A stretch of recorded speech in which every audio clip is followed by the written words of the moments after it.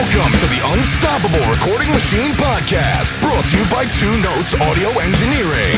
2 Notes is a leader in the market for load box, cabinet, and mic simulators. Gone are the days of having ISO rooms or having to record an amp at ear-bleeding volumes to capture that magic tone. The Torpedo Live, Reload, and Studio allow you to crank your amp up as loud as you want, but record silently. Check out www.2-notes.com for more info. And now your host, EYAL Levy. All right, welcome to the Unstoppable Recording Machine Podcast. I am EYAL Levy, and with me is Mr. Bill Hudson, guitarist for the Trans-Siberian Orchestra. How are you doing? I'm great, man. How are you? Doing great. Happy to talk to you. Sorry that I was such a flake the last 2 days, but shit happens. Shit happens. I'm not normally like that. But I wanted to bring you on here because you kind of achieved some pretty incredible things. And we have a big subscriber community who some are doing great. Some feel really down on themselves because maybe they got into recording or music. They feel like they got in too old, or they have too many things stacked against them, or they just came to this country and have no money and don't know anybody, or, you know, whatever. And you basically, I don't want to sound rude, but you came here, you're a fat alcoholic, and you worked your way from local bands to being completely clean, looking like a model, and being in one of literally the biggest bands on the planet. I know you own a house now and drive a really nice car, and so it's kind of like you're living the American dream, basically. Mm-hmm. The same thing that my parents did, and that I know a lot of great people have done, and you've done it in just a few years, which is really, really impressive. So I wanted to talk about your journey and your transformation and how you got the willpower to fix yourself and overcome not just personal obstacles, but geographical obstacles and, music industry obstacles. So, first off, congrats on everything. Thank you very much, man. And I appreciate the words immensely. It means a lot. And actually, here in a little bit, I will tell you why this is another accomplishment for me. It's funny because as you were talking about the difficulties that most musicians face, I've been through each and every one of the things you said. I was born and raised in São Paulo, Brazil. And like you said, I was a fat kid. I grew up, but I went to like rich kids school. You know what I mean? And I wanted to be a metal guitar player in 1997. When kids are like all into electronic music in Brazil. And there was a lot of, back then society was a little different too. So like bowling wasn't a monster like it is now. Like where people bully another kid. He gets reprimanded or whatever. Back in my day, if you're a fat kid, you're supposed to get bullied. That was kind of the culture, especially in Brazil. Yeah, and it's not like you didn't have a huge support system of celebrities defending you back exactly. Then. That's what I mean. In fact, the celebrities were telling you to lose weight. That was the thing. And at the same time, I got really into rock music, and I always identified myself with the American culture. I know it's something that a lot of foreigners say, and I meet a lot of foreigners here all the time that say that too. It's like, well, I started watching American movies or listening to American music, and then I wanted to make it in America. And and I mean, that's kind of what it was. But at the same time, my favorite music back around that time, and well, still to this day, was like European power metal. Nothing like the American market. Back then, the American market for hard stuff, oh my God, was like new metal. Yeah, Limp Bizkit, it was really big at the time, and those bands. And I mean, I love the first Linkin Park record. I love a lot of the Korn stuff, but like I didn't get a lot into new metal, and especially being a 15-year-old fat kid from Brazil who played guitar fast. That's the last thing I wanted to listen to. So I liked Halloween, I liked Stradivarius, and I basically was on my own. I had no friends or girls didn't have any interest in me, so I just practiced guitar all day. That's basically what I did, and I was talking about the American culture thing, because at the same time, I was, thinking, how is it that a big country like this one, nobody can, quote unquote, make it in music, especially heavy music, out of here, when we have Sepultura, and we have Angra, and that's it. Nobody else, But the main reason that, from my point of view, that bands weren't able to succeed in Brazil was because Brazilians were basically only open to bands that come from outside. Now, I did a podcast with Doc Hoyle, and when I brought this up, he's like, well, New Jersey is the same way, so we used to say we're not a local band. I'm like, you don't understand. You don't understand. Any band that here in the U.S. gets 100 people or less will get 2,000 people in Brazil. Any band, but no bands in Brazil can get any success because of the mindset that they have, that the foreigners are so much better. Dude, I can tell you from my experience, basically anywhere south of Mexico, that's true. Mm-hmm. It's without fail. Like, I was on a tour with Dark Funeral once, the black metal band, and okay, so you can guess. Yeah, exactly. You can guess how some of those shows were in the U.S. Yeah. Like, I mean, some of them maybe had 250 people. Yeah. And the bad ones had like 30 people. It was one of those tours, and we go to El Salvador, and it's like 3,000 people. Yeah, dude. It's ridiculous. It's a weird mentality that I've never been able to figure out. Even being out of Brazil for over a third of my life now, I go back with the bands and people speak English to me, and I respond in Portuguese. I'm like, dude, I'm Brazilian. We met 10 years ago at this very bar, but like, it's so weird. It's a very odd thing to try and explain to a foreigner, and I never succeeded at it. But so you had to get out. Yeah, essentially. Oh, especially because too, what was going on at the time was Angra was really big, and the reason they were really big was because the only rock magazine in the country was their manager too.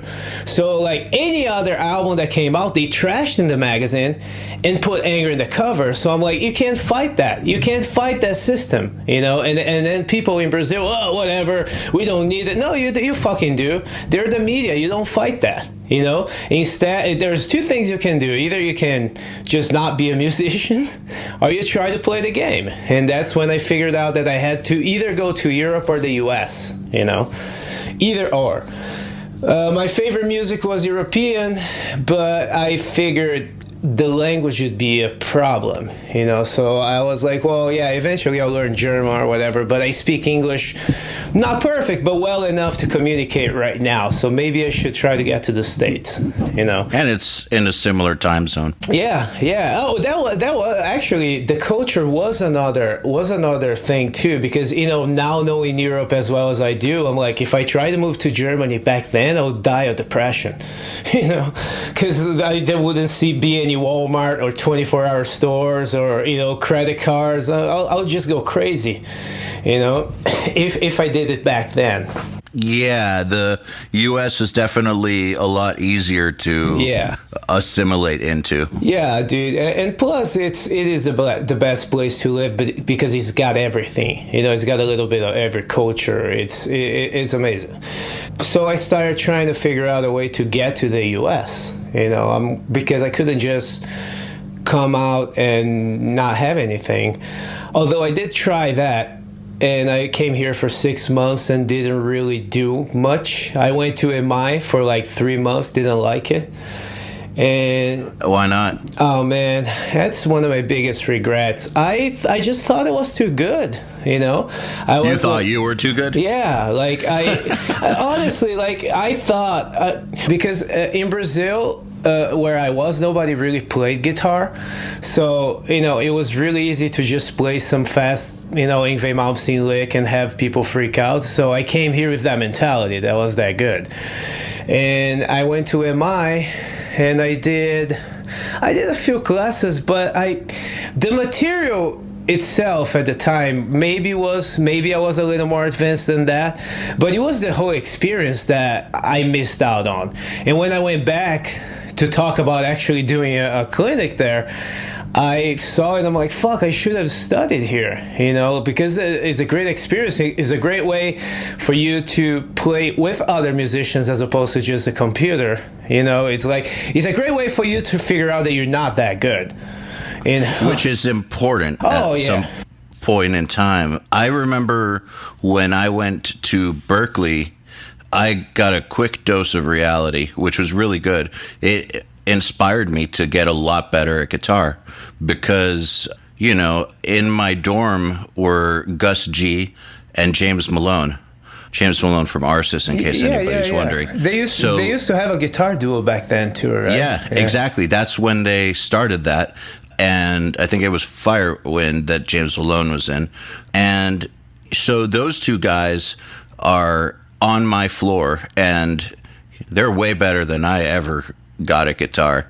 And so it's just like, boom, you're not as good as you think you are. Get to work. That's exactly it. I actually got accepted at Berkeley, too. I had to make that choice, too, between going to Berkeley or MI back then, And I figured that MI would have been a better choice because of the location, which years later I learned wasn't that important. Nope. But again, from Brazil, hearing that, when you go to America, if you want to be a musician, you want to be in LA, you want to be in New York, I just bought into the whole thing. So you went and you thought, fuck this. Yeah, then what happened? What happened? I didn't like it, and basically I couldn't figure my shit out. I couldn't figure out a way to stay, and I had to go back to Brazil because because my visa expired, So I went back, and at this point I'm already like 20 years old, and I didn't do much with my life. And my parents are like, what are you gonna do? I'm like, I want to live in America. I don't want to be here. There's nothing for me here. I hate these people. I don't fucking want to be here. And then my parents, they're like, okay, but you got to figure out something. You went to school, you quit school. I mean, what the fuck are you gonna do? Well, around that time, I started looking around on MySpace because, again, I was aware that power metal was not a popular style in the States, but I always figured, well, if there was one band, just one, that tried to do that, people would pay attention. And oddly enough, I ended up finding this band. At the time, their name was Celador, and they had just gotten signed to Metal Blade. And right underneath that, they had a guitarist who wanted ad. And I'm like, okay. I mean, fuck it. I figure Metal Blade, again, point of view of a Brazilian. Oh, they're signed to Metal Blade. They're going to be huge. Again, I'm living in Brazil. That's beyond my reality to get signed to Metal Blade. Yeah. And I sent them an email. And I said, whatever, I want to try out for the position. And I get an email back saying that they have someone. And I emailed them back and I said, unless you have Steve Vai, I'm a better choice, dude. Give me an audition. And then he sends me like drum tracks, just like programmed drum tracks and the songs. And he's like, okay, well, record yourself play over these and send it back. And this is 2004, so videos weren't that common, or 2005 or whatever it was. So I did. I recorded. So he wanted you to make a video or any sort of recording. Okay. And I had, at the time, I'm pretty sure it was Sonar 4 or something. And I recorded myself playing, the songs and sent it back. And, and then he's like, well, where are you from? Because we're based in Nebraska. And I was like, where the fuck is Nebraska? that was literally my first reaction. I'm like, dude, I still don't know where Nebraska is. It is at the dead center of the country, dude. 2 states above, 2 below, and 2 to each side. It's the dead center. Yeah, it's incredible how central it is. But I was like, I don't care. It's the United States. I don't give a fuck where it is. So for some reason, well, not for some reason, because I had been there a little bit too in Florida. I told them I was in Florida. And when I said that, the reaction was like, wow, you live so far. I'm like, wow, what if I tell them I'm in Brazil, man?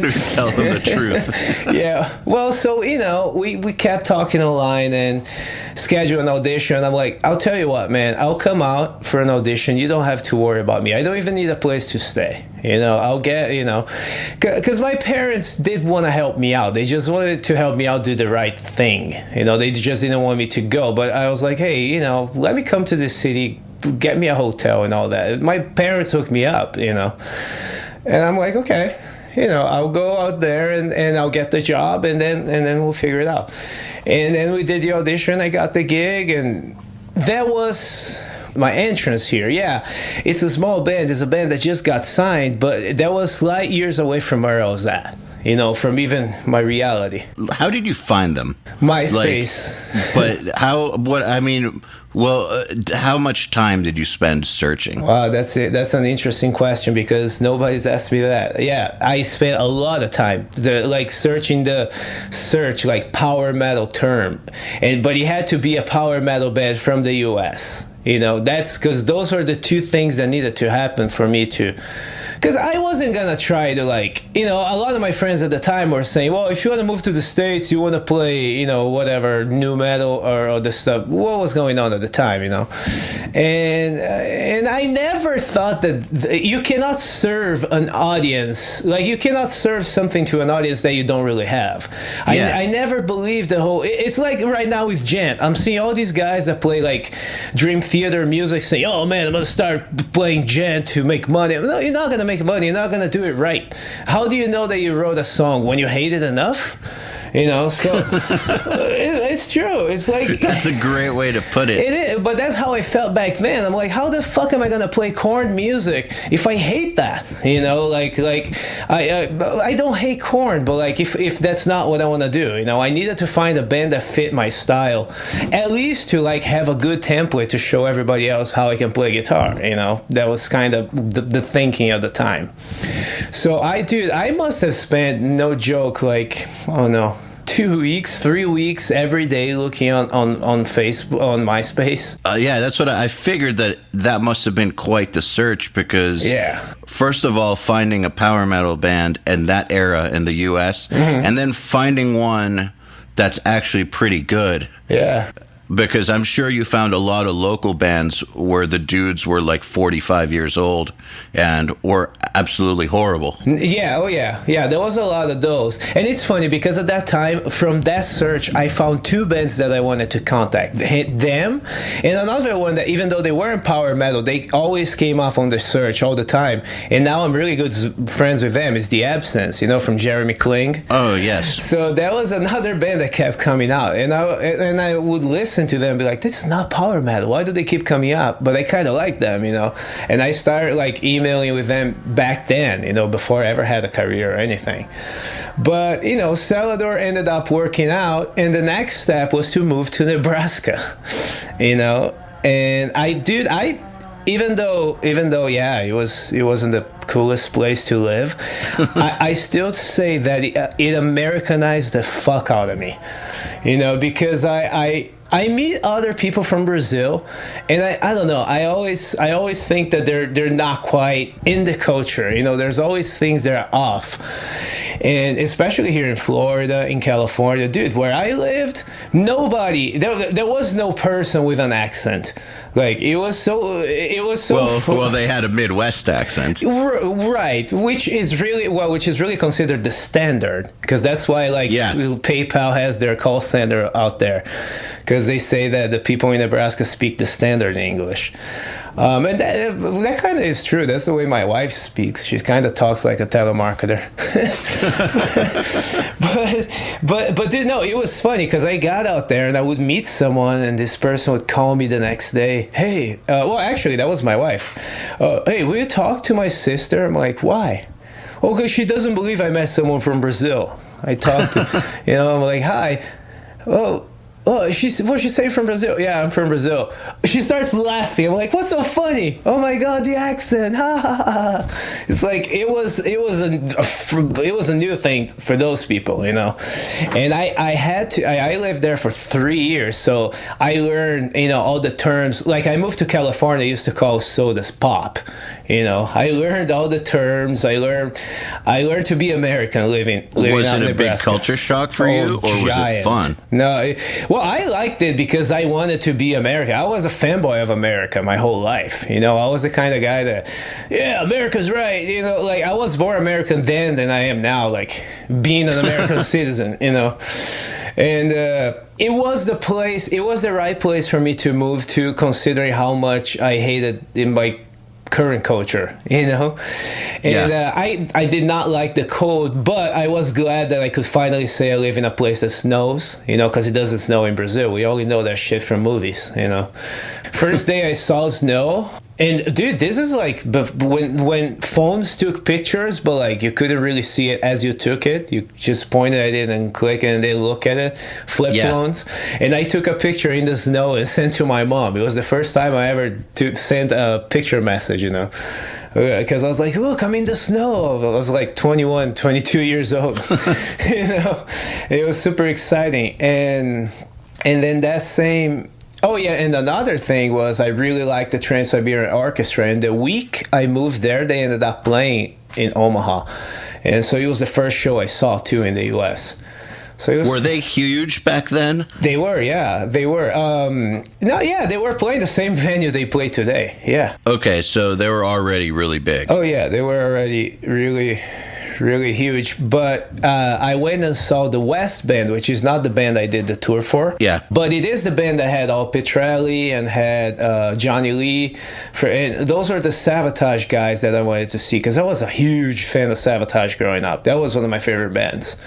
And that's really why I went to see TSO that time. I was like, because Sabotage stopped playing 2002 and basically just became TSO. You know, that's what most of their fans still to this day don't get too. They just became TSO. That's the same band, but they started doing so good that there was no reason to do Sabotage. But I mean, that's the closest thing you ever see to it. So I moved to America the same week they're playing the place. I'm like, oh, that's amazing. You know, I want to go see it.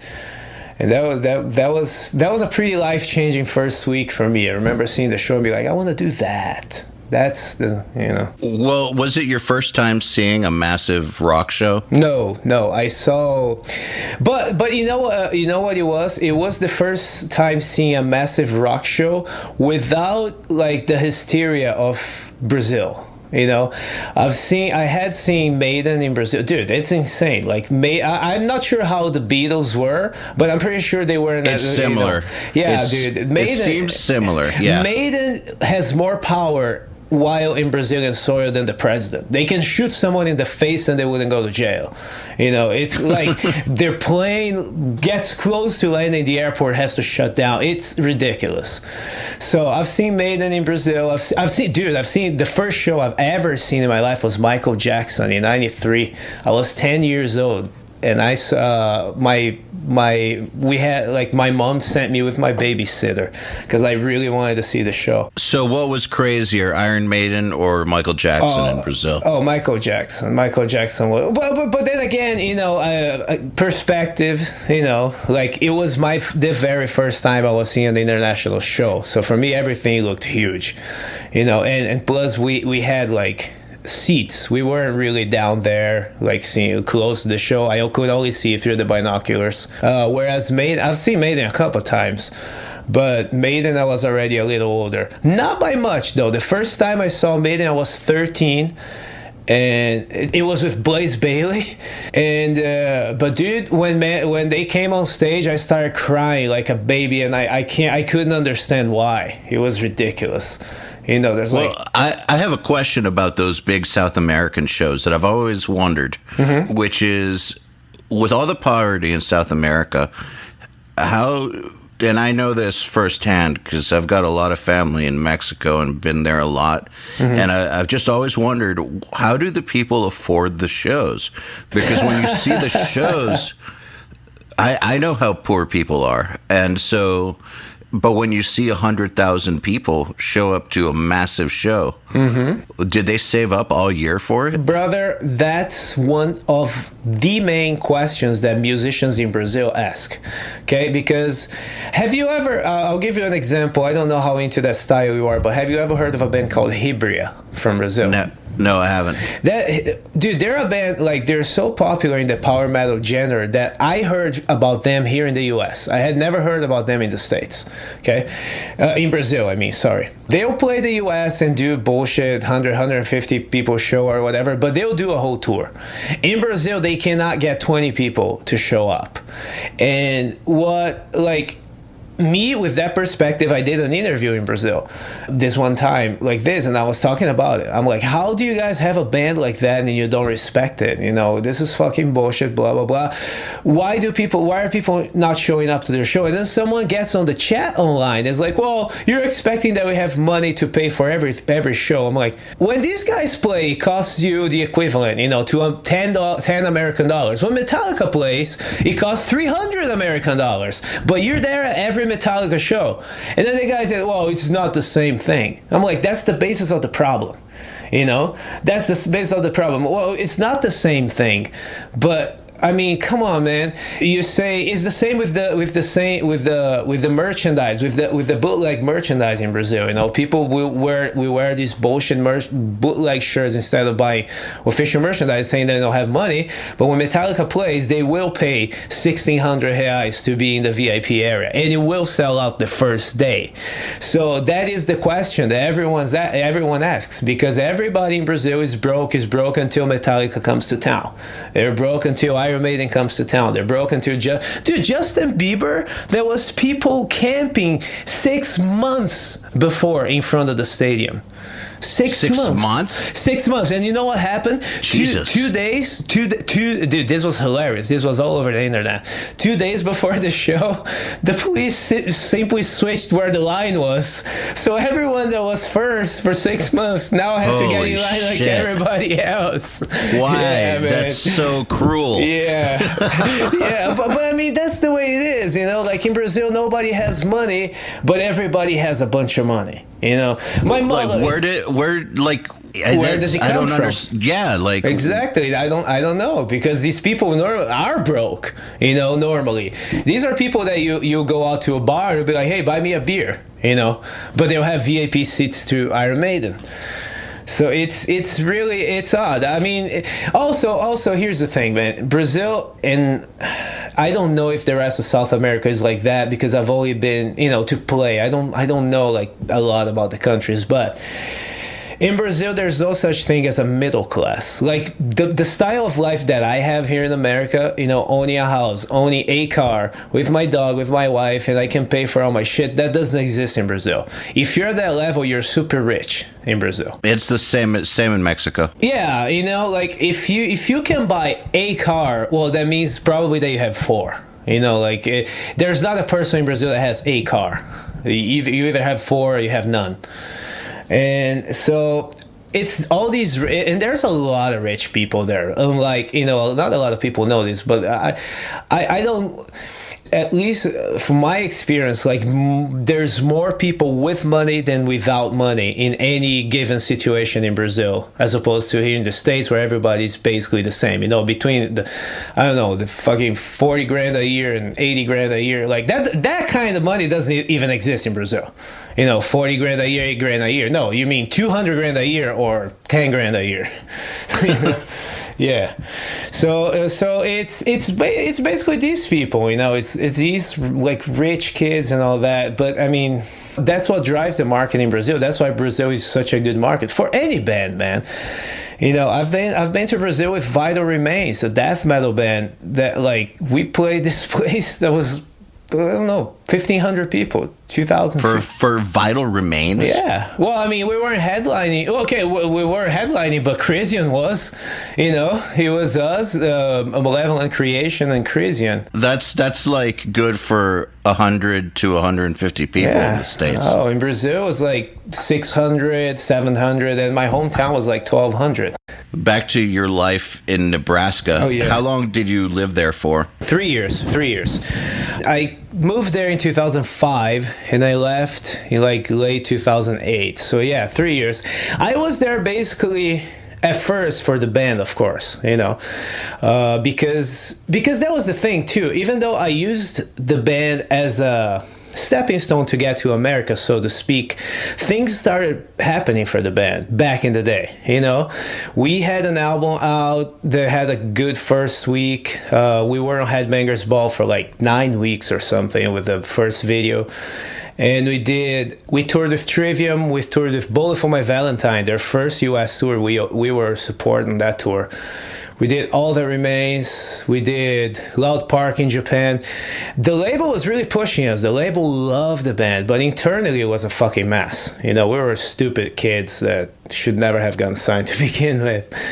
But as things started happening, I stayed. You know, I was like, well, I mean, fuck, we're always going to be on tour anyway. Who cares where I live? I'm paying $300 rent, you know?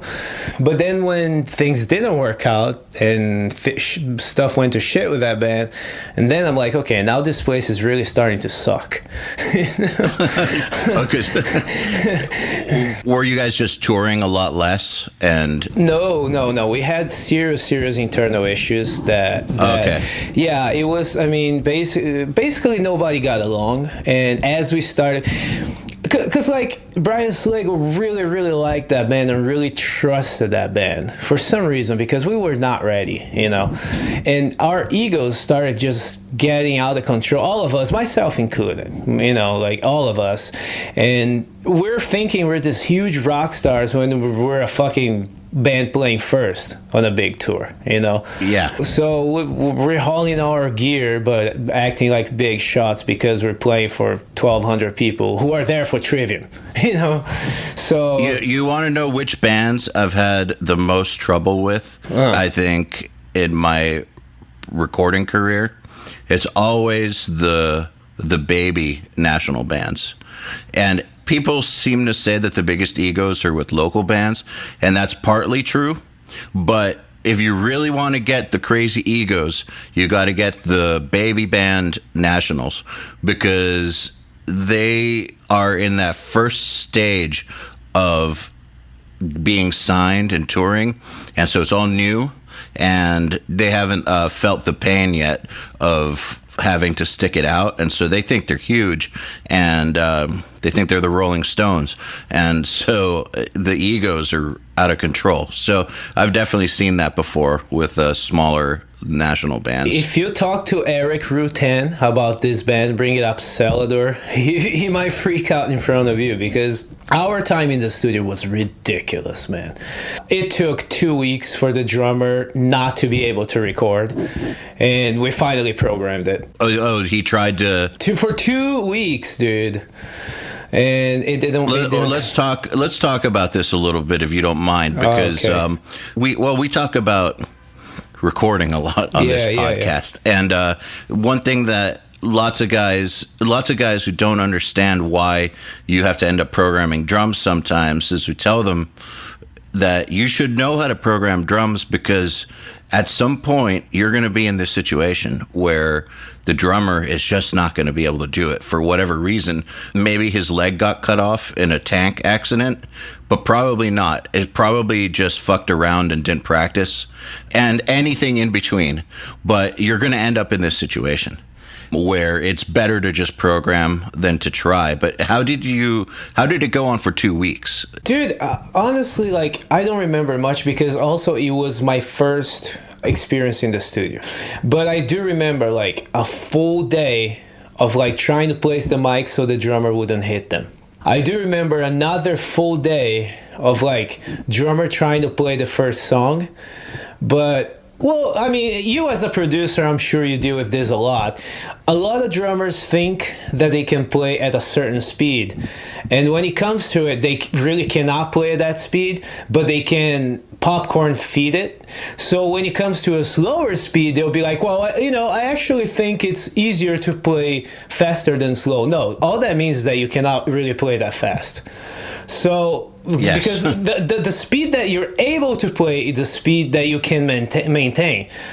Don't tell me that you can play at 270 if you do 2 bars at 270 and then it's,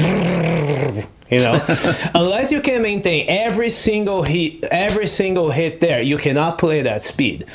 So at least, that's how I see it. But that's how I see it too. It's the speed you're comfortable at, not the speed that you're exactly. Not the speed you're falling apart at. Exactly. So this drummer, he was young, and he got a lot of praise for being young. He was 16, and all these songs were around 200, 210, which for power metal, constant 16th notes is tiring for a drummer. But I remember... because that's at the speed where you actually have to use muscles. Yes, you actually have to play. You can't bullshit it. You can't do the rapid twitch thing. So I remember a full day of trying to get this one song that it was at 175. And then the drummer kept saying that it was too slow. But the demo was programmed at 175, So this is the speed that we should be playing this song this whole time. Just because we slop it live, well, right now you're in the studio. You have to actually play it. And it just couldn't do it. Again, like I said, we were not ready for the studio. None of us was. The songs weren't even ready back then. And... after maybe it wasn't 2 weeks, but it was easily a full week and then a few days on another week of trying to get the drummer to record. Skipping songs. Okay, well, this song doesn't work. Which one can you play? Oh, I can play this one. All right, let's try that one. Oh, fuck, that one is not really happening. Until finally we ended up programming. But Eric really didn't want to. And there's a lot of the beats that are from the drummer, but cut and paste, but the kicks are all programmed, because I did it. I spent the night doing it, because he's like, all right, can we do it all in a day? I'm like, I guess I can. I sat with the laptop and I did all the drums in one night, so I know what is and what isn't programmed on that record. And I mean, and the funny thing too about that album is, because if you listen to that album and you listen to Cannibal Corpse's Kill, they were made at the same time in the same studio, in the same room with the same gear, and the difference in sound is humongous. And it's just because they were ready and we were not. That's a good example of the musician making the difference through the same producer and studio and gear. Oh, dude. When people get obsessed with gear and obsessed with what kind of amp or what kind of compressor or what board are you recording through, and they focus on that more than the actual players, it's so dumb.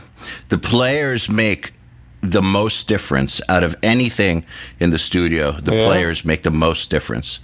For sure. And that's the perfect example. I've had that same thing happen at my studio, where we have a drum set up for one band and then have to record another band on the same drums, same setup, same microphones, everything. Yeah. And it just sounds completely different. That's the case of this record versus the Cannibal. It always pisses me off. I'm like, how is it the same? That's because we were a bad band. But you live and learn, Honestly, that experience and all the bullshit that happened internally was what made me kind of move into the more of the session side of it. And session is not even the right word for what I do, because I do a lot of touring, but people call session any guy that's not in the band and just gets paid to play. But session to me is a guy that does studio sessions, which I do too, but not as much as touring. So of being a what's the word? A sideman. That's the other. I guess. That's the other term for it. That's not from metal, but I've always thought of a sideman as being the the guitar player that gets called in to save the tour or save the record. Yeah, that's been me quite a few times. So you kind of were like, man, being in a band sucks. Yeah, man. Honestly, that's what happened. Because I had all the bad experiences thrown at me at once on my first experience. I was like, every single thing about this sucks. Every single thing. I bet you guys were making no money too, right? Oh, dude. Oh, okay. That one, for example, we went out. Metal Blade booked us a tour, like a test tour, bullshit bars around the U.S. You guys are gonna drive all your gear and play these bars. The thing they do to break in a band. And when we were about 2 weeks before leaving or whatever, Metal Blade is like, you guys got everything ready? The merch? Oh, we don't really have merch. We need that. Oh, man. I'm giving an example. So I of the kind of experience we had. So I had this girl. I knew this girl that made T-shirts, just made T-shirts out of her house or whatever. And I got maybe like 100 or 200 made, quickly because I knew her. And then the guys didn't like the shirts and didn't want to pay for it. I'm like, you know what? I'm going to pay for all this and I'm going to make all the money. Everybody cool with it? Yeah. Sure enough, all the shirts sold out. I made all the money. Then they got pissed that the tour ended and I had money and nobody else had money. I was like, wait a second. I said this at the beginning, that I was going to pay for the shirts, but I was going to make all the money. Yeah, but it's the band T-shirt. You wouldn't make the money if it wasn't for the band name. It is a product. It's a fucking T-shirt that I sold, like a store. You were offered to chip in. You said no, so you don't make any of the money. Is that really too hard to understand? Dude, that kind of shit, I was like, I just can't deal with that. I want to be in a band. I want to play shows, but I really don't want to deal with that shit. So that's when I was like, I'll go after the big dogs. The big dogs will need guitar players. Instead of like doing all this legwork and doing bullshit van tours, I'll go play for the bands that already did that. So at this point, where were you in terms of lifestyle? Like, were you drinking a lot? Were you still a fat kid? Oh my God. Yeah, I became an alcoholic on this tour, on these first fucking break-in tours that we had. Before that, I drank some. And I had a few drunken episodes or whatever, but one or two. When we started touring and we had tour support, and yeah, I will always thank Metal Blade for this too. They didn't put us through this like just fuck you, go do it. No, they were giving us good tour support too, which I never heard of since. So, but when that started happening, I was like, you know what? I have a label that wants to keep me on the road. What do people do on the road? They fucking drink. Fuck you. And I started drinking a lot around this time. Dude, I destroyed my life on this tour, and it took years to recover. But it was the access, you're playing a venue, the guy feels bad for you, gives you a bottle. Well, what the fuck are we gonna do, But all of us in the band at that time had that problem. I was the only member of the band that had not gotten a DUI. Holy shit. Yeah, we were all, and remember, Nebraska, what the fuck do you do there? But it started getting really bad around 2006, 2007. 2007, I got kicked out of the All That Remains bus for telling their tour manager to fuck off. On camera. Drunk? Drunk. She's like, hey, Bill, slow down. I'm like, fuck off, dude. Fucking dude had the camera going and got that on camera. Holy shit. So, man, I bet that went over great at the label. Oh, yeah. Oh my God. No, but it wasn't just me. I was probably the worst. I'll say that. But it wasn't just me. It was all of us, And, so you guys were like that first out of 5 band where everybody is just a disaster drunk. Yes, just like coming on the headliner's bus, telling them to fuck off, probably eating all their food and just... Yeah. Oh, yeah. I ate a whole bag of Doritos the same day. Of their Doritos. I cracked it open. I'm sorry, guys. If anyone from that lineup of All That Remains is listening, I'm really sorry for that tour. Haven't drank in 5 years, guys.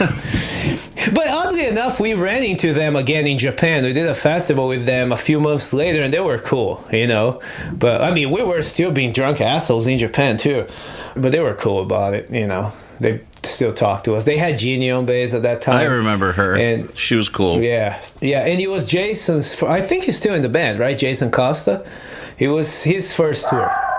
About the drinking, my first year of touring, my drinking kind of got crazy too. It never became a habit, but during the tour time, the amount that I got comfortable drinking is unbelievable. I can't fathom drinking like that anymore. It was ridiculous. And I remember at one point when we were on a Jaeger tour and consuming at least a bottle of Jaeger a day plus whatever else other people would give us. At one point being like, I got to slow down. Today, I'll only drink a bottle of wine. Wow, that's a lot of control. Yeah. But I was sharing a bus with somebody who said they didn't drink anymore, but drank a case of wine a day. Is that someone that we both know? Probably. Oh, no. Is that one guy that we both know? The one that starts with R and finishes with Alf? Oh, no. It starts with a D. Oh, no, because he does that. I don't drink anymore, but he's putting down a case. Our mutual friend, I was at the studio at the same time that he was at the studio back in his drinking heyday. And DSI? What's that? Was he doing DSI? Yeah, and oh my God, dude, like I was never that bad, not even close. Like that's a whole other level that I never even. My definition of drinking a lot doesn't even touch the level of drunk that he got to, and it's kind of horrifying. And I know you're listening to this, so we are talking about you because you're an asshole, and we don't want you to do that. No, but I mean, does he still do that? Oh yeah. Holy shit, dude. He says he doesn't. Dude, you gotta stop.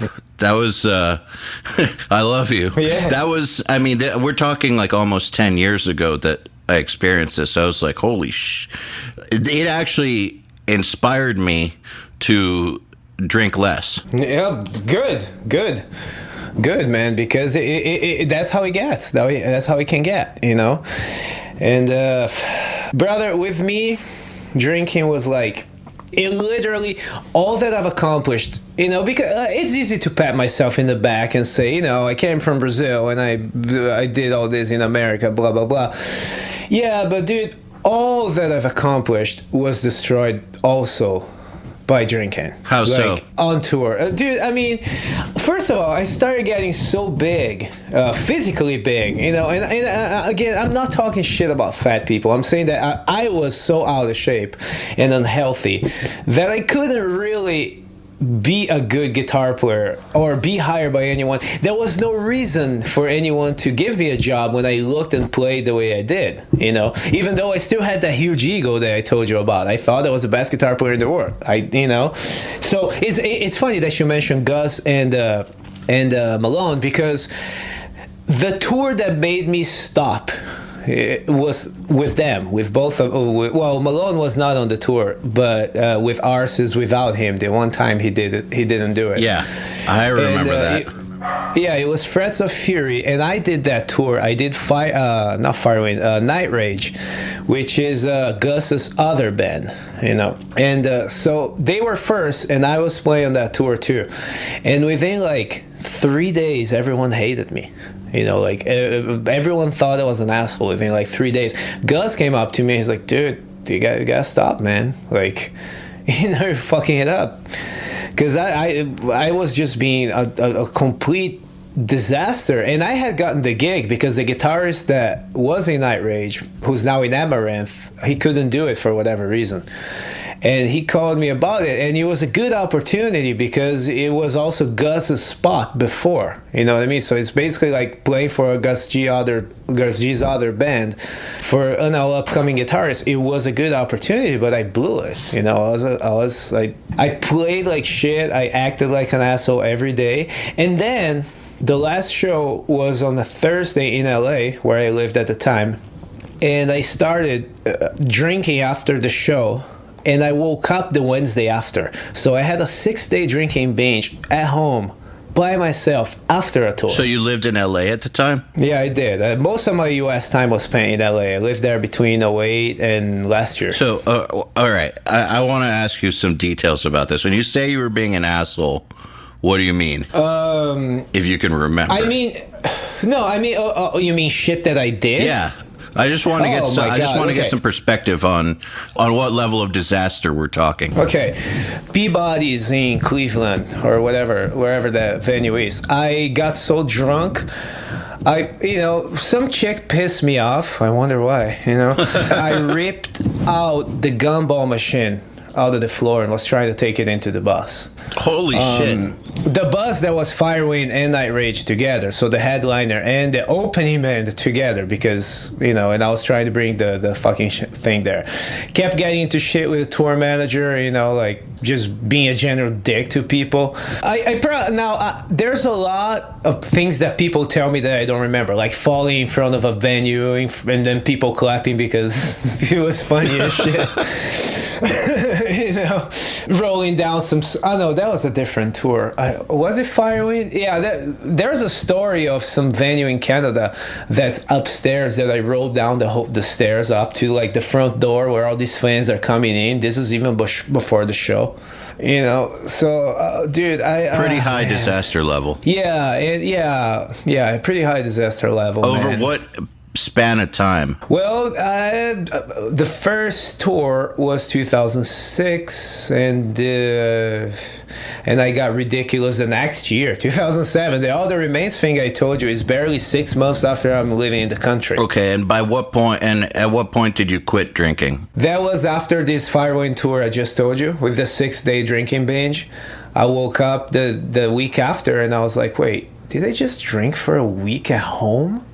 During that time, I figured out that I got kicked out of the Rainbow, which, with Scotty, dude, which is Lemmy's best friend. We both got so drunk, we told some people to fuck off that were spending money. We got kicked out. I don't even remember going there, let alone getting kicked out, And I just figured out everything I did. My wife had to go rescue me from my hotel because she didn't want me home because I was too drunk. So she sent me with the band to the hotel because the band was from Sweden, so they had a hotel. I had to stay with the band, but then apparently I punched a mirror in and the hotel kicked me out. So I'm out in the street having, my wife have come pick me up out in Hollywood at like 3 a.m. So you're on tour with a band, you come home, and your wife doesn't want you home because I'm being drunk. Because you're such a disaster. That right there, that's crazy. She's like, just come home tomorrow because you're too fucked up, because normally when you get to see your significant other on tour, it's like, what's the soonest I can see you? Like we need to spend every moment together because we haven't seen each other in a month or something. And she's like, dude, fucking don't even come home. Yeah, my wife, she confided to me a few times that like back when I drank, when I was coming home from touring, like she was always like, well, yeah, cool, it's cool that he's coming home, but like now hell's gonna start again, That's, like, I remember like sometimes, hey, it's 2 days till I get home. Oh, cool. Now it's not like that, but like she says that like it's a lot of things that she didn't tell me when I was an alcoholic, and she only told me later. I was like, well, maybe if you told me all this shit before, I would have stopped, but probably wouldn't. Probably not. Shit happens when it has to happen. So, and during this tour, there's another catalyst, man, and this is a very important one that I will tell for the rest of my life. During this tour, I got an audition. Okay. Now you are too close to this audition, so I'm not going to disclose any names on your show. But I got an audition during this Firewind tour, and I had to basically fly back. I don't remember what it was, but like it was a show in Atlanta, then flew back to LA for the audition, and then fly back and catch the show in New York the next day. Somehow I made it all work, and I. At least I think I killed the audition, and the kid that came in after me did not and got the job, and And I was like, really? Did I really fly cross country for this fucking thing? And I didn't get. Yeah, it was in LA, and I lived in LA at the time. I'm pretty sure I know what you're talking about. But I was on a tour. I flew back from Atlanta. Oddly enough, from Atlanta. Yeah. Were you at that show, the Masquerade? No, maybe. What? I'm not sure. 2011. I don't know. No, I must have been in Florida, but I'm pretty sure I know what you were auditioning for. And I can tell you later. But at the end of the day, it was a really good thing I didn't get it because it didn't do anything. But I got pissed off. And I was like, why the fuck did I not get it? And then I looked, dude, I remember I went like in the bathroom in the plane. I look myself in the mirror. I'm like, of course. Why would they pick me? Look at me. It's like I'm 50 pounds overweight. The other guy was in shape, looked good. Even if I played better than the other guy, it's like it's what they need. You know what I mean? This is not what anybody needs. Like I was like, think about it as a company. You what product am I selling here? If this is what I'm selling, well, I wouldn't give myself a job either. So that tour and that particular audition thing, I was like, okay, fuck this. I'm stopping because I need to get in shape. I can be the best guitar player in the world, but if I look like this, nobody's gonna give me the job or treat me, the way that I think that they should. So I stopped drinking on January 1st, 2012, but with that in mind. Okay, So that's from 2006 to 2012. That is a long stretch. Yeah. I'm amazed that you're still in the industry. Well, that's the thing. There's a lot of I don't think I was really in the industry up to 2012. I knew some people, but nobody really took me seriously. Fair enough. We know people in common that know who I am, but don't really take me seriously because they remember me from back then, and that's okay. I don't hold it against them. But the thing is, it's crazy, man. Like when I stopped, I was like, okay, I'm gonna work. This is what got me thinking about law of attraction and shit like that. Quite honestly, because I didn't really believe it until I was like, okay, I'm stopping drinking on January 1st, 2012, strictly so I can get in shape and get hired to be in bands. Okay, there was no other reason, no other motivation. I did not give a fuck about my health. I wasn't trying to get healthy. Like, those people, oh man, I was gonna kill myself and all that. I did not give a fuck about any of that. I didn't think it was that bad. I did not think I was an alcoholic until after I stopped. Mm-hmm. So I was like, okay, I'm gonna stop drinking because I'm not an alcoholic, so I can stop. And at the time I was in Brazil, and I'm like, I'm gonna lose 10 pounds. Let's see if I can lose 10 pounds, because drinking, there's no way I'm gonna go to the gym. And I eat. I'm a fat eater anyway. I like Taco Bell. I like eating crap. So I'm like, the way I eat, if I drink and don't work out, well, there's no way that's never gonna work. So I'm gonna stop drinking, see what happens. The first day, dude, I was so nauseated, but I still went down to my parents' building. Well, were you hungover? Because you said so. January 1st. So I'm assuming that New Year's Eve was... Oh, yeah, because it was in Brazil at my parents' house. And I got so drunk that, I was trying to kick some of my parents' guests out for whatever reason, I mean, people of my parents' age, too, be like, you guys get the fuck out of my house. I don't know why. I still don't know what happened. My parents don't really know either. But, I got that drunk. And I woke up the next day. Oh yeah, and I was a morning drinker too. I like to leave the bottle so I could grab it the next day if I remember. So I woke up and the bottle was there, and I grabbed it. I'm like, man, am I really gonna fuck that up? And then I'm like, okay, one day I won't do it. And I went straight downstairs to where they had some gym equipment. They had a treadmill, and I went on the treadmill. I was like, well, that's the only thing I really know how to do. So I did 30 minutes of treadmill, and I felt amazing after. I'm like, wow, holy fuck, I should be doing this all the time. because I hate the treadmill. But at the end of it, I felt like a sense of accomplishment that I hadn't felt in a while. It's like, wow, I actually did this. It's like, well, it's like when you as a producer, you finish your song. It's like, that feeling, I made this shit. Yeah. That was that feeling for the first time in a long time for me. And I'm like, well, I mean, let me keep trying to go.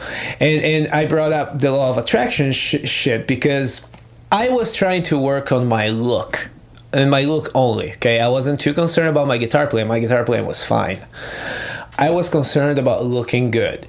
And exactly 1 year after, on January 2013, ESP came out with a catalog with me on the cover without having me play a note. Like, it was my look alone that got that. It wasn't the playing. Amazing. Yeah, I mean, I was like invited to, they offered me an endorsement after seeing me at the Rainbow. The person at the time was like, just basically on the way I looked, based on the way I looked. I had just come out of another endorsement deal, but I tried to get back with, and I had an upcoming tour, there's that too. I was leaving for my first tour since the Firewind tour. I was leaving for my first summer tour, and I went to the Rainbow basically for a going away party, and there ESP offered me. And I was like, well, you know what, man? I just tried to get some guitars from this company I used to work with, and they're not willing to help me out. If you guys are, I would love to listen. And I came to the office the next day before flying out. And there we got the deal, and me and the president the vice president, Jeff Moore, became really good friends. So when I came back from the tour, we had dinner. And he said right there, if you play half as good as you look, you're going to be a star. And I'm like, dude, what the fuck, That's exactly what I was trying to do. And I mean, just because I put all that energy from quitting drinking to start working out to eating right and all that, that's exactly what I got. So how hard was it to... It wasn't hard, dude. It wasn't, like I say to this day, I tried to stop drinking many times. In fact, it was a joke. Oh yeah, Bill's gonna stop drinking. Okay. You can ask any of my friends, I tried, but I would always go back to. And then I would be, maybe I'll just drink, because I hated beer, But I was like, maybe I'll just drink beer and a shot. Yeah, but I hated beer and I loved the shot. So I would do one beer, a shot, and I'm like, maybe I need another shot, and then there it goes, So it never worked. Never worked to slow down, never worked to stop. When I finally got pissed off about that audition, and then the drinking binge a week after, I was like, it was something I could grab onto. I'm like, okay, either I'm gonna get in shape, or this is gonna keep happening. So from that point on, it was extremely easy, man. I can't even explain how easy it was. Some of my drinking friends, because I still have the same friends. I still have the same circle of friends.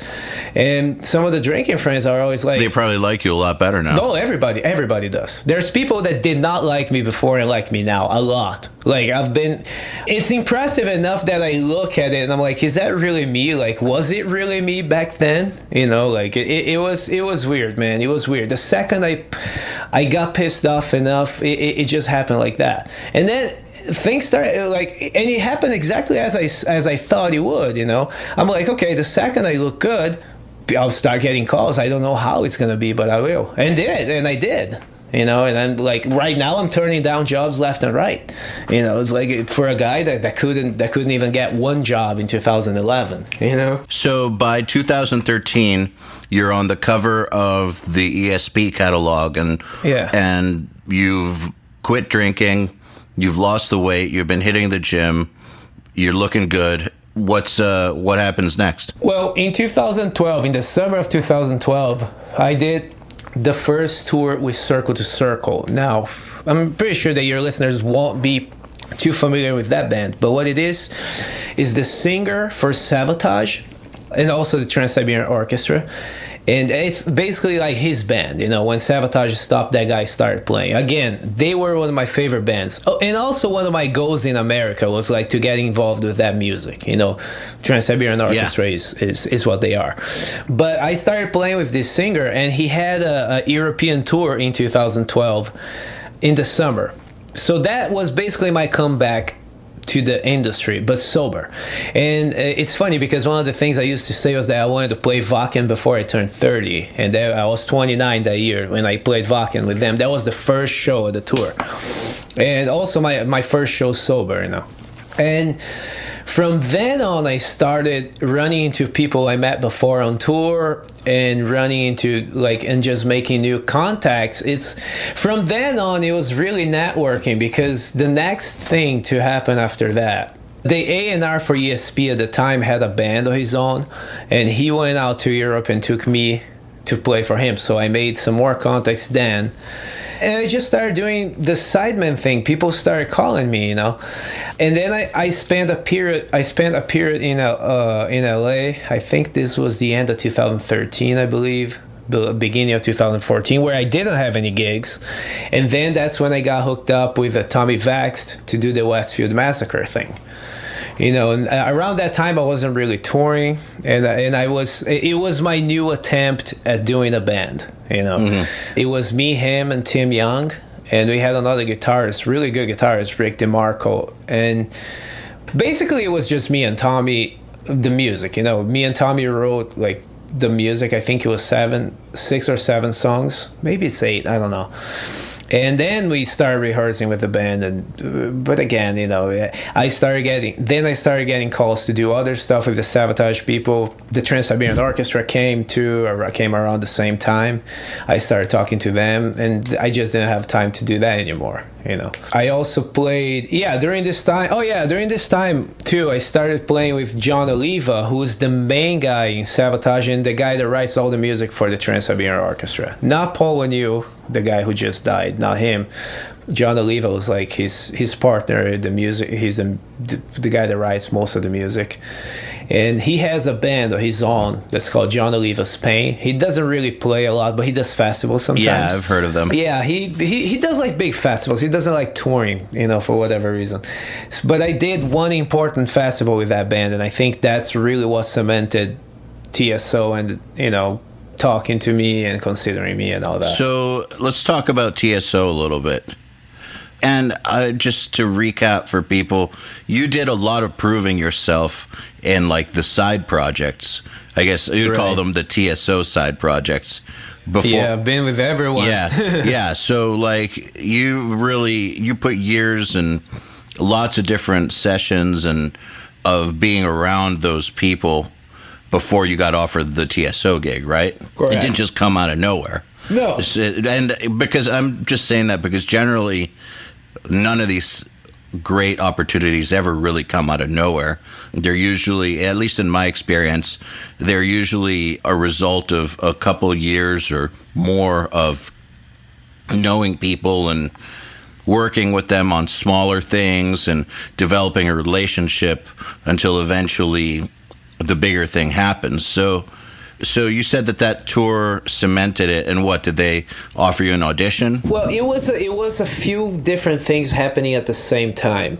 First of all, to get a little bit into the history of this, John Oliva, the guy I just mentioned that I played for, the main guy in Trans-Siberian Orchestra, his brother, Chris Oliva, died in 1993. And he was one of my favorite guitarists. Of course, I started playing it in 1993, so he wasn't when he died. But he, you know, over the years, I became a really big fan of that guy.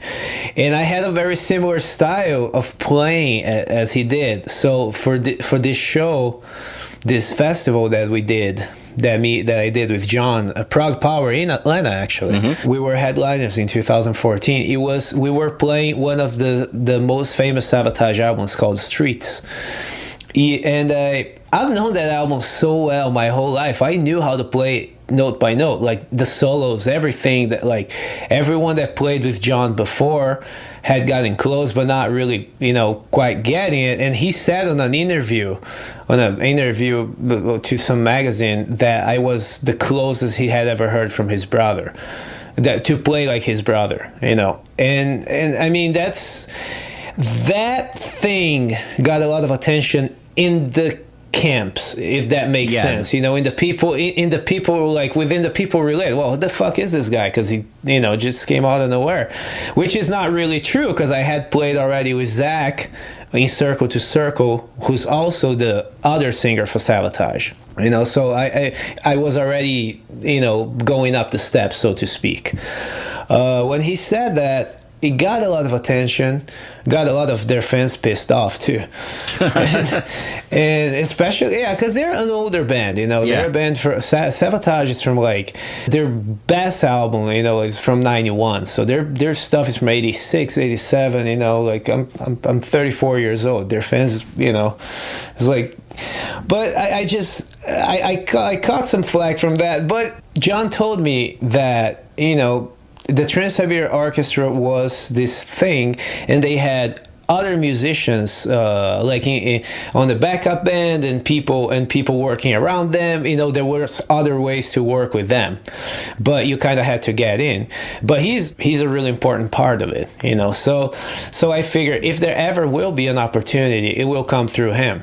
Now when I started rehearsing with him, and he got, he said the thing about me playing his brother's solos and all that. At that same time, Joe Hoekstra got the job at Whitesnake, who's the guitarist for the East Band. It happened at the same time. I was in the studio with John as this hit the press. And I remember just looking at him and showing him, I'm like, okay, so something should happen now, right? Still didn't hear from them, nothing, but I kept working with John. John just said, dude, trust me, I just kept working patient. with him, kind of, yeah. And then I started hearing from other people in the organization.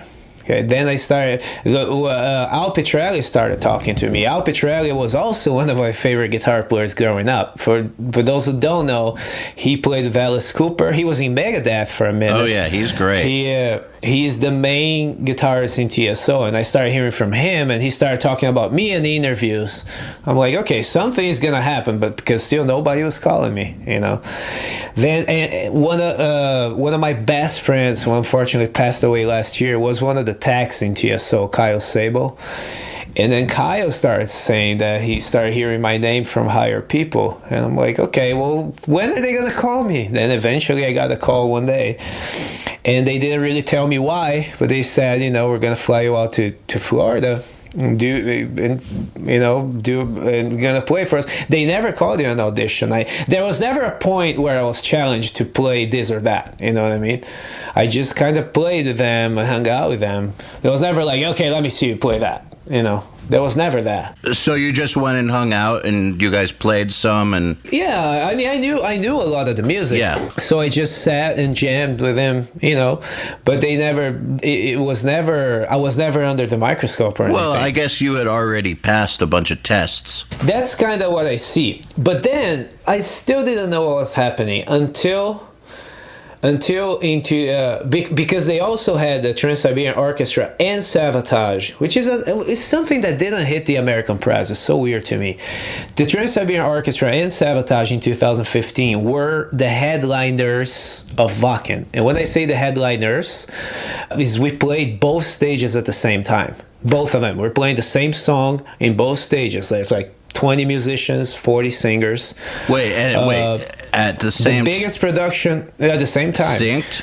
Yeah, synced. 90,000 people saw that. It was the biggest production of all the history of Wacken Open Air, and it was nowhere to be seen in the American press. I never even heard of that. Yeah, look it up. I'll send you some videos. It was ridiculous, man. It was 6 weeks of rehearsal every day. Yeah, we'll put the videos... Hey, we're going to put these videos for you listeners in the show notes if you want to see what he's talking about. Then, when I saw that announcement, I knew that they were going to need all 4 guitar players, because they were going to do the show at the same time. And then I started seeing the Whitesnake tour dates, and then I saw that he was playing that day. I'm like, oh, they're going to call me for that show. They're going to call, and they did. That was my first show with them, really. And more nuts than that is that I played on the Sabotage stage. So Sabotage stopped playing in 2002 and did this one special show in 2015, and I was the guitarist for that. And then on the other stage was the Trans-Siberian Orchestra, and we're playing the same song. And that, for what I understand, was kind of my audition-ish. It's like, okay, well, we've seen him on stage, we can take him on tour now. Quite the audition. Yeah, dude, that was pretty insane. Yeah, but it was amazing, dude. And you guys as producer, you would love the way we did it. I don't know all the technical aspects, but the way do you know Morris sound here in Tampa? Yeah, for sure. So we rehearsed the Morris sound, one band in each recording room, and then the engineer in the middle mixing it. We all play to clicks, and you're not really seeing everyone that you're playing with during rehearsal. It's quite a trip. That man. must have sounded crazy. It sounded just like the album. There's 4 guitars, there's 2 drums, 2 basses, there's like 4 keyboard players, 20 singers. And these 20 singers is Russell Allen from Symphony X, Jeff Scott Soto, from Yngwie Malmsteen, Zach Stevens, of course, from Savatage, Nathan James from Inglorious. So it's all like, pretty heavy hitters. And again, nowhere in the press in the U.S. Wow, what a crazy production. Yeah, it was pretty nuts. So after that, you're in the band? Yeah, well, I am in the organization, but for example, I didn't do it last year. Joe was back last year. So last year, I was basically helping with the backup band, which is guys that literally sit at home waiting for someone to break a leg, So I did rehearsals with them. So how many bands are there in this organization? There's two at the same time touring. There's an East and a West. They're mirror images of each other, even look-wise, kind of. And they play the same notes, the same parts, the same music, everything. And then there's a third band that's backup, and some of the drum tech. Actually, both drum techs are also in the backup band, and then there's these guys. There's a bass player. There's a couple keyboard players, and they rehearse with the real band. Just in case. So everyone needs to be ready. Every guitar player has to know both parts, because you never know who's going to go down. Keyboard player, same thing, have to know both parts. There's a backup. I don't think there's a backup violinist, or at least I haven't met one. But there's, violinists in both bands. Dude, that's crazy. Yeah, oh yeah. It's depressing to come out of that tour after the last tour day when you're flying home and you have to do all your shit. That's and depressing. you have to go back to real life. You know what blows my mind about TSO? What? How is that style of music so big in the U.S.? It's crazy, and it's not really as big in Europe either. Yeah, but it's like power metal, like 80s stuff. Mm-hmm. And it's huge. Dude, some of the songs that we play, they're Savatage songs. They're songs that I was rocking out as a kid, So it's... How? I don't understand. How is it so big? I don't understand either. And there's... the fan base is amazing, man. It's like they're fans year-round. They're not people that just come to the show and that's it. Because that's what I used to think. Because I've seen TSO quite a few times as a fan, and I used to think that most of the people in the crowd kind of were clueless to, like they didn't really know what metal was and all that. But they are fans year long. They write about it. They post videos. They're quite incredible, and they do end up in the heavier music because of that. I'll give you a great example. I know a fan. She's, I don't know her age, but she's in like her 60s. She's older, and she sent a picture from the Slayer show, and because she went there to see Skolnick with Testament. Because Skolnick had my position before, my position, not anymore, I guess, but Skolnick had the same position for 13 years. He is the East guitar player, really, as far as the fans are concerned. And so because she's a fan of Skolnick, she went to see Testament and ended up at the Slayer show, and now she likes Slayer. Amazing. So yeah, there's a lot of that, and there's families, but there's a lot of musicians too. I noticed that a lot of the people that come, they know exactly what was going on in the show, what part, It's quite incredible, but I think I think that this may even sound like poetic a little bit, but I think TSO is bigger than the music. It's definitely bigger than the people in it. It's like the Nutcracker. It's a Christmas tradition. It's not going anywhere after Paul's death. It's because the people come, they bring their families, they know the show, they look forward to it. Dude, we played Erie, Pennsylvania. That was the first show, and my mom flew in from Brazil to see me. We're at this restaurant, and the person's like, "So, are you going to see TSO tonight?" I'm like, "Oh, I'm actually playing with TSO. It's my first show tonight."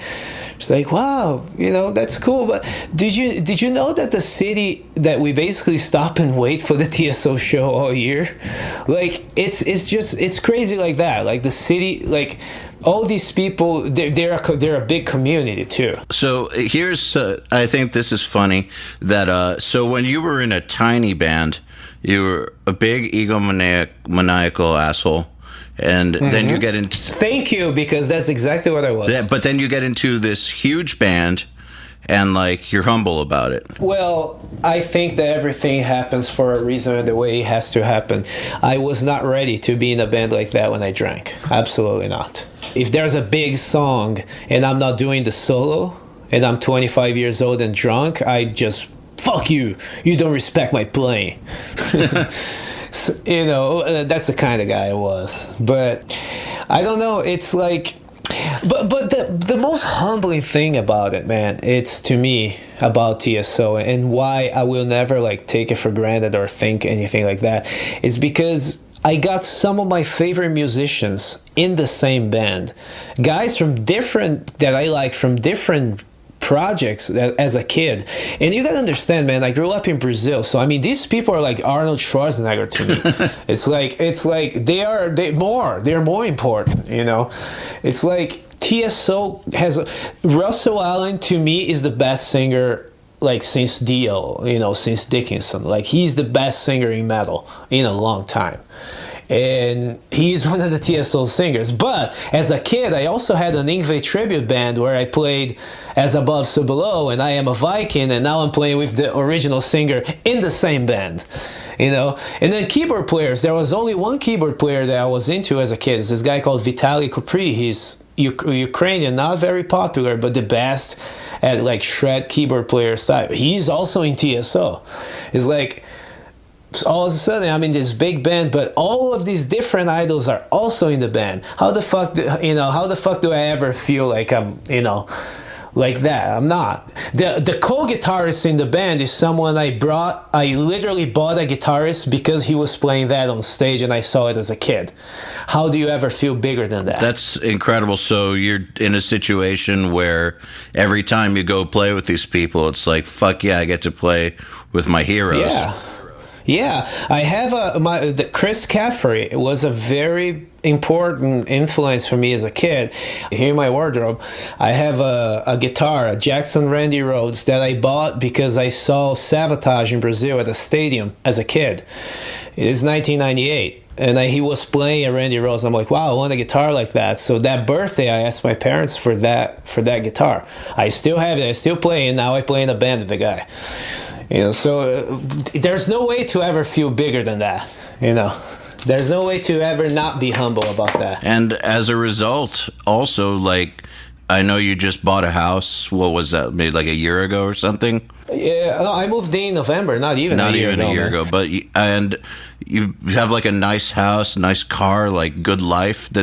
You did it. Yeah, that's how I see it. That's how I view it, man. There are things in my career that I miss that I'm like okay, I wish this happened. For example, my name and my face are better known than my guitar playing. I'm known as the guy that plays in the bands and does whatever. But that was the goal for a while. Because my dad was always really, really, really.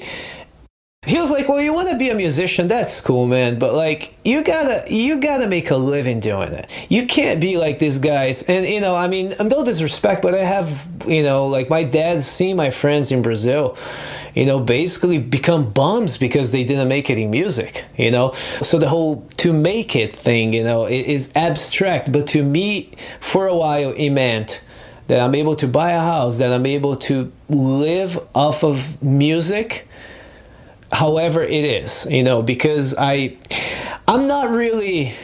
I have an egotistical relationship with music in a way. I want to perform. And you said something, man. You said something a long time ago. I don't remember where it was. Either it was a long time. It was before we met. It was before we talked. But I've seen you say something like about how if musicians are chasing success, they will never get it.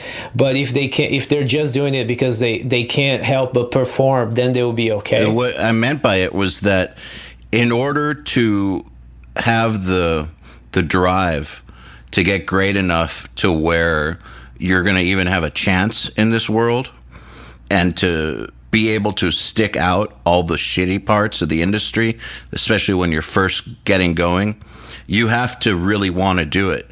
Like you won't survive otherwise. But I think there's another aspect that I don't hear a lot of people touch on.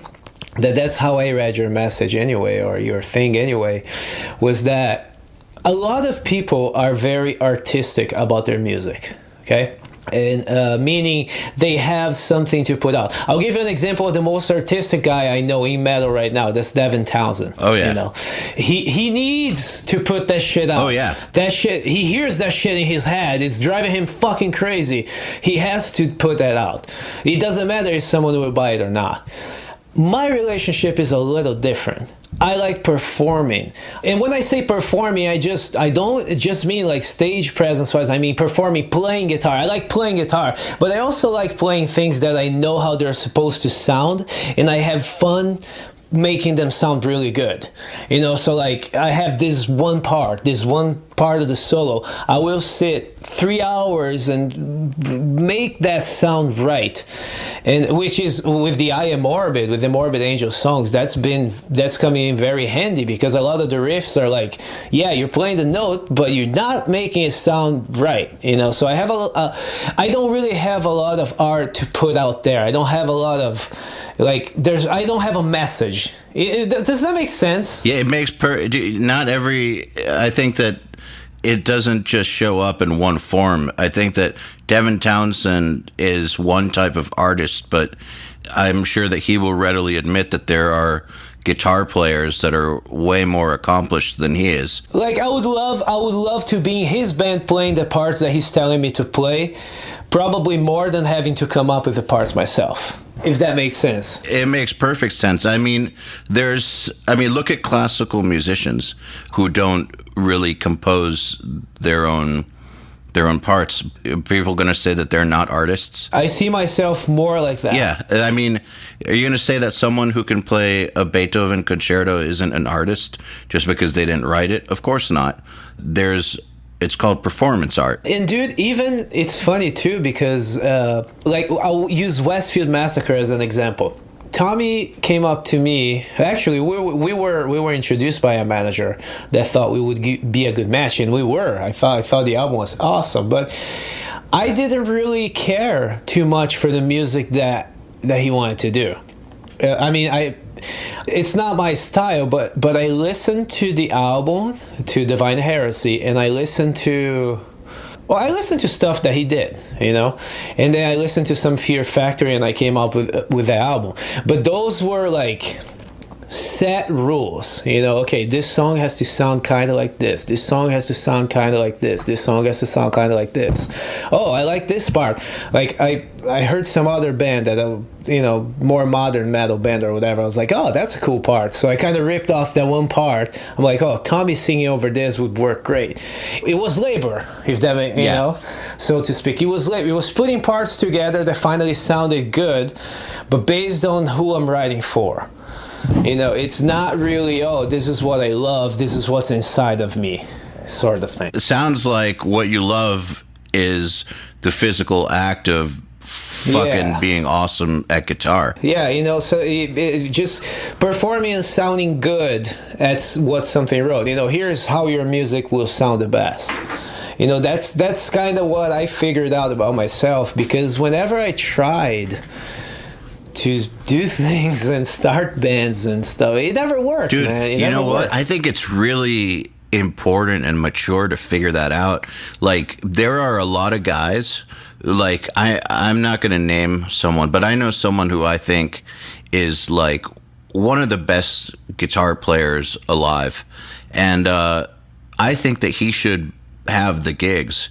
Like, he's good looking and he's fucking incredible. He's always been incredible. All the guitar players look up to him. But he's not a good writer. He never has been. But he's always been a phenomenal sideman, just like incredible. Like, he can play your stuff, you know, not you, but like he can play other people's music so great. And he brings so much to it, but he doesn't want to be that. He wants to be known as a writer too.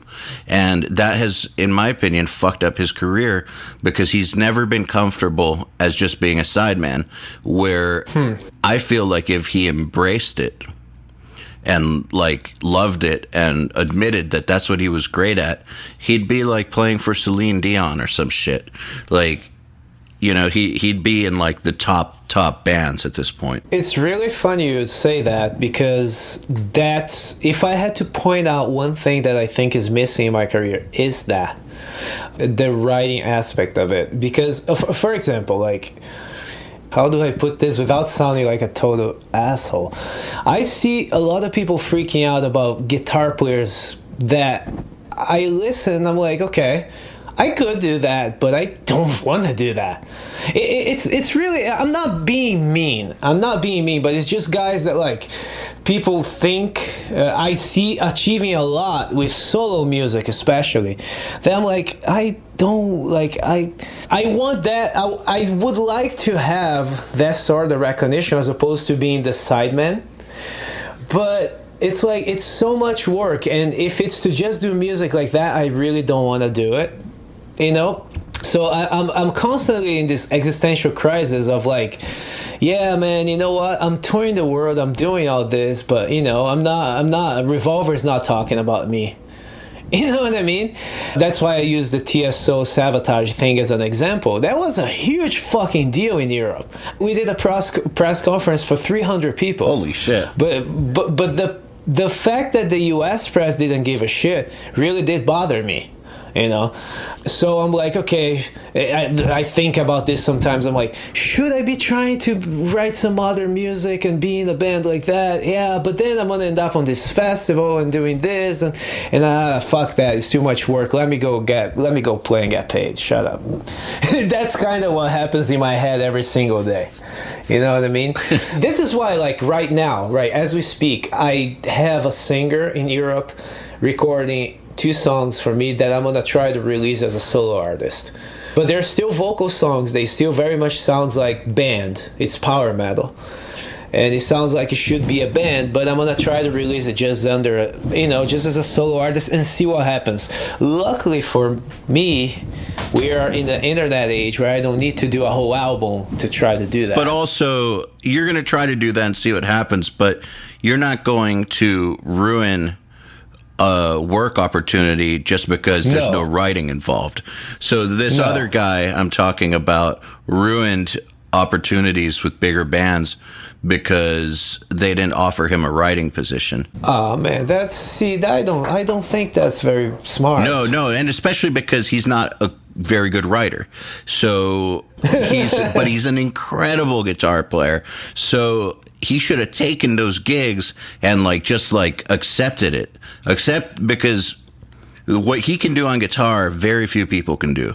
So he should have just accepted it, you know? It's funny you brought this up, because with the first band I mentioned the whole time, the Metal Blade band, Celador, that was kind of the mindset I had back then. It pissed me off that the one guy was writing all the music, but it never occurred to me that every single opportunity that came to that band, from the record deal to the trips to Japan to all the stupid, metalcore tours we did, all that came out of his writing. So if his writing was working, why was I feeling offended that he wouldn't let me write? Like, how much better can you get than where it is right now? If it's working, just let the guy do his job. play guitar. That's not how I thought at the time, and that's why I had really big problems with the guitar players. And like, I love the guy now. We're better friends now, and I always tell him, like, I kind of wish back then that I let you lead the band, because it's your band. It is your band that got signed. It is your band that got the opportunities. Why the hell did I think that I could do better than you? That's stupid. Well, that's maturity talking. Yeah, but that's like, I'm saying that 10 years later. Yeah. Because that was literally 10 years ago. Well, it's interesting what a little perspective can do, but that perspective, I feel, has allowed you to now be at a point where you are living the dream. So it's important to know yourself. Yeah. And I don't like saying living the dream yet, man. I don't feel comfortable yet. You know what I mean? Well, you won't ever feel comfortable, hopefully, because I've had 3 years of like good income, which was what I had in my head, like enough to get a house or whatever. But I'm like, okay, but if I have a good schedule until like mid 2018, but I'm like, what if I don't get anything after? That's always buzzing in my head, man. Well, yeah.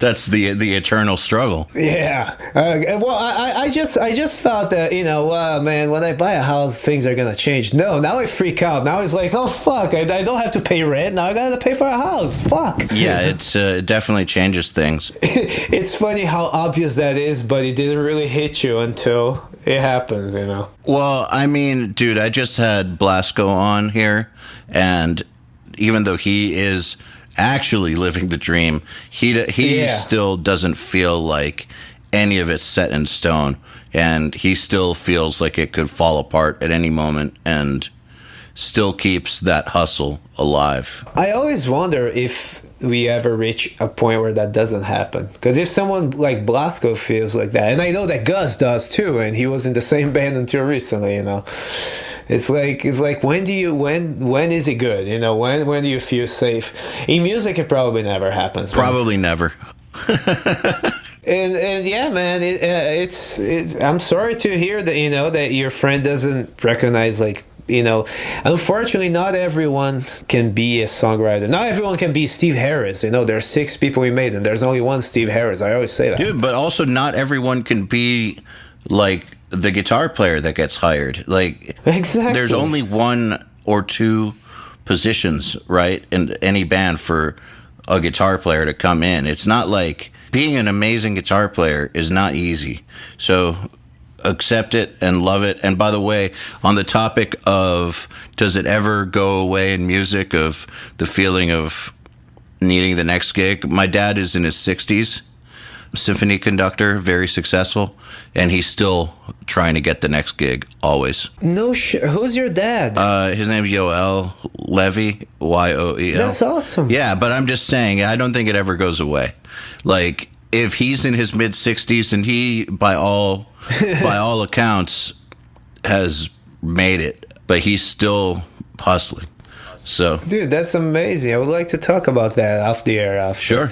I didn't know you had a conductor dad. I went to school to be a conductor. Oh, interesting. Yeah, I'll tell you all about it. But, Bill, thank you so much for coming on here and being so open. This is a great episode. Oh, I'm glad, man. Yeah, sometimes I think I talk too much. That's what a podcast is for. That's awesome, man.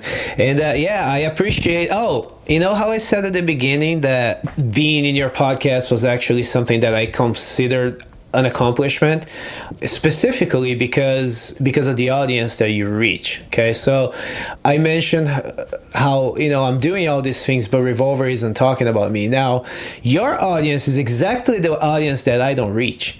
I know for a fact that most of the people listening to this have never heard of me before.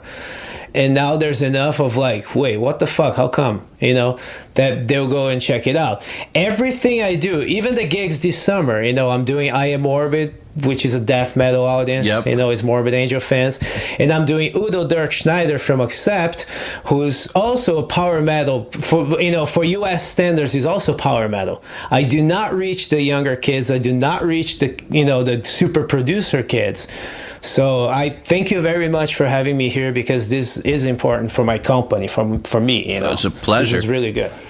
Thank you very much, man. Yeah, and all of you guys listening who haven't heard of Bill, now you have, and go check him out. That's right. Telling me sexy. Yep, I try. The Unstoppable Recording Machine Podcast is brought to you by Two Notes Audio Engineering. Two Notes is a leader in the market for load box, cabinet, and mic simulators. Gone are the days of having ISO rooms or having to record an amp at ear-bleeding volumes to capture that magic tone. The Torpedo Live, Reload, and Studio allow you to crank your amp up as loud as you want, but record silently. Check out www.2-notes.com for more info. To ask us questions, make suggestions, and interact, visit nailthemix.com. Nailthemix.com. Nailthemix.com. Nailthemix.com. Nailthemix.